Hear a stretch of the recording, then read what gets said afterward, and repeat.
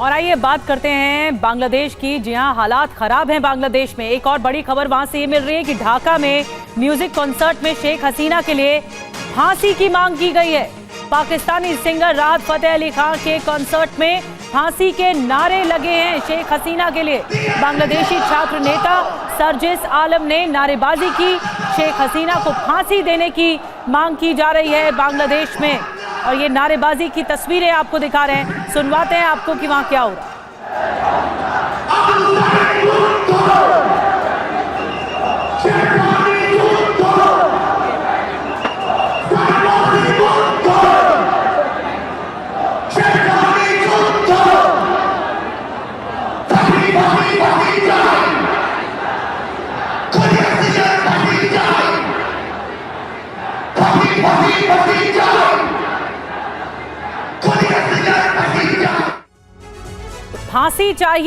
फांसी चाहिए ये तक नारेबाजी कर रहे हैं वहां के छात्र। आजकल बांग्लादेश में यही चल रहा है। सच तो यह है कि मोहम्मद यूनुस के शासन में ये मुल्क रोज हिंदू विरोध के रिकॉर्ड बनाता चला जा रहा है। ऐसा लग रहा है कि जैसे भारत विरोध यूनुस का धर्म बन चुका है। जब तक कब वो भारत के खिलाफ कुछ न कर लें, उन्हें कुछ हजम नहीं होता। तभी तो कई देशों की फटकार के बाद भी बांग्लादेश में हिंदुओं पर लगातार जुल्म हो रहे हैं, ये थम नहीं रहे। ऊपर से भारत जैसे दोस्त से हाथ छुड़ाकर यूनुस उस पाकिस्तान के पाले में जा बैठे हैं जिसके जुल्म बांग्लादेश के इतिहास में दर्ज हैं। आपको ये स्पेशल रिपोर्ट दिखाते हैं बांग्लादेश से।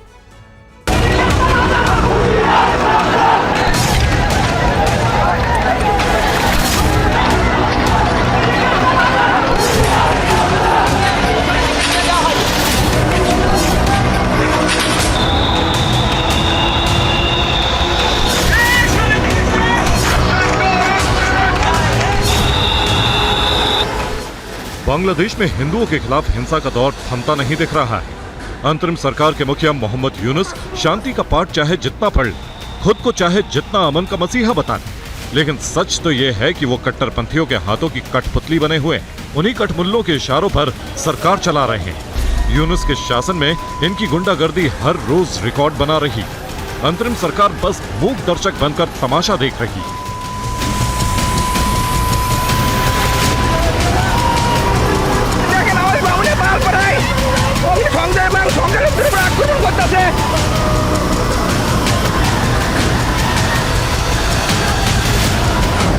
ताजा मामला बांग्लादेश के नाटोरे जिले का है। इस्कॉन कोलकाता ने नाटोरे जिले में एक हिंदू पुजारी की कथित तौर पर हत्या की निंदा की। इस्कॉन ने आरोप लगाया कि शेख हसीना सरकार के पतन के बाद से पड़ोसी देश में धार्मिक अल्पसंख्यकों, खासतौर पर हिंदुओं का उत्पीड़न हो रहा है।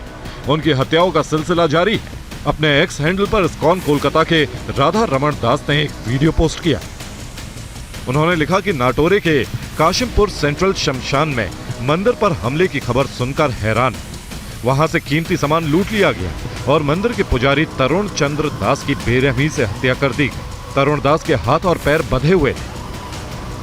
Yesterday in Parliament, it was presented that 2200 cases of violence against Hindus and other minorities has been reported in Bangladesh in just this year, 2024, and also around over 100 cases in Pakistan. So, especially for Bangladesh, we know that what is going on there for last 100 days, which is very concerning. Also, just yesterday or today, we came to know that in last 2-3 days, 3 temples has been attacked also. एक तरफ बांग्लादेश में हिंदुओं पर जुल्म हो रहे हैं, लेकिन मोहम्मद यूनुस क्या कह रहे हैं, जब आप उनका बयान सुनेंगे तो हैरान रह जाएंगे। एक इंटरव्यू में उन्होंने बांग्लादेशी युवाओं का बचाव करते हुए कहा, इस्लामी चरमपंथ को बांग्लादेश में जगह नहीं मिलेगी। ये बहुत उत्साही युवा हैं, वो अपने धर्म के प्रति बहुत तटस्थ हैं। वो नया बांग्लादेश बनाना चाहते हैं।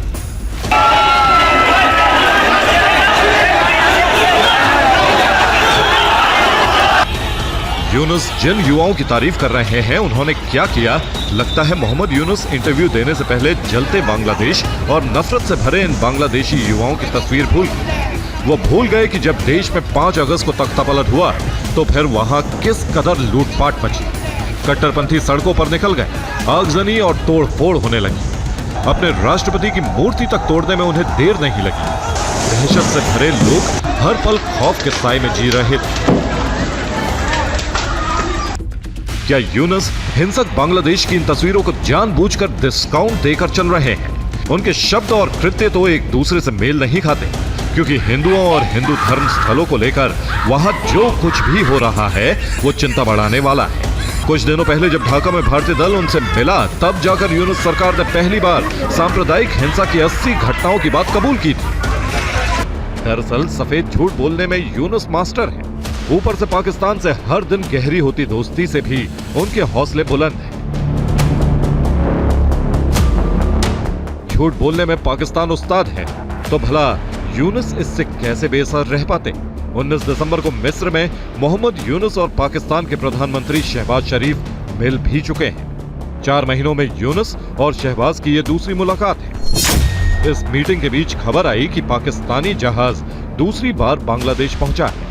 कराची से निकला यह जहाज शनिवार को शाम 5 बजे के करीब चटगांव बंदरगाह पहुंचा। इस जहाज में क्या है इसका पता तो नहीं चल पाया, लेकिन 1 महीने में दूसरी बार पाकिस्तानी जहाज का बांग्लादेश पहुंचना बड़े खतरे की घंटी है। वो भी तब जब बांग्लादेश में बैठे कुछ लोग पाकिस्तान से परमाणु बम की उम्मीद लगाए बैठे हैं।